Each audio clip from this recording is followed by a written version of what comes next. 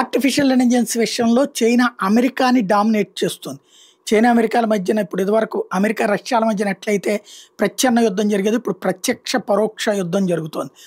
ఇందులో ఏఐకి సంబంధించి కొత్త దశ అయ్యేటప్పటికి తన సీక్రెట్ వెపన్ని వాడేస్తోంది.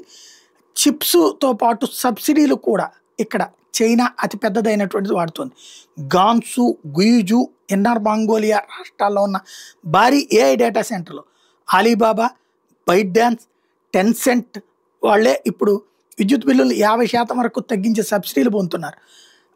సెప్టెంబర్లో చైనా సైబర్ స్పేస్ అడ్మినిస్ట్రేషన్ ఇచ్చిన అమెరికా డిజైన్ చేసినటువంటి ఎన్విడియా చిప్స్ కొనొద్దు, ఆ దేశం తర్వాత హవేల్ అండ్ క్యాంబ్రికాన్ తయారు చేసిన స్థానిక ఏఐ చిప్స్కి మద్దతు ఇవ్వడం కూడా జరిపోయింది.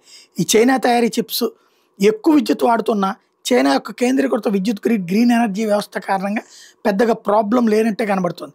ఈ చైనా తయారీ చిప్స్ ఎన్విడియా H20 కంటే 30 to 50% ఎక్కువ విద్యుత్ వాడుతున్న చైనా యొక్క కేంద్రీకృత విద్యుత్ గ్రీన్ ఎనర్జీ సప్లై అలాగే సబ్సిడీలతో కూడిన తక్కువ కరెంటు ధరలు దీనికి సపోర్ట్ చేస్తూ ఉన్నటువంటి పరిస్థితి.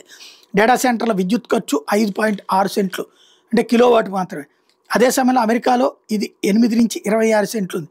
అందుకే మెటా, XAI వంటి కంపెనీలు తమ సొంత పవర్ జనరేటర్లలో పెట్టుబడి పెడుతున్నాయి. అమెరికాకి సంబంధించినటువంటి ఇంటీరియర్ సెక్రటరీ డ్రగ్ బర్గం ఈ విషయాన్ని హెచ్చరించుకొచ్చారు. చైనా ఏఐ ఫ్యాక్టరీలు నడిపించే విద్యుత్ ఉత్పత్తి చేరికింది. అమెరికా మళ్ళీ పవర్ జనరేషన్ గేమ్లోకి రావాలన్నటువంటిది ఇందులో కీలకమైన అంశం.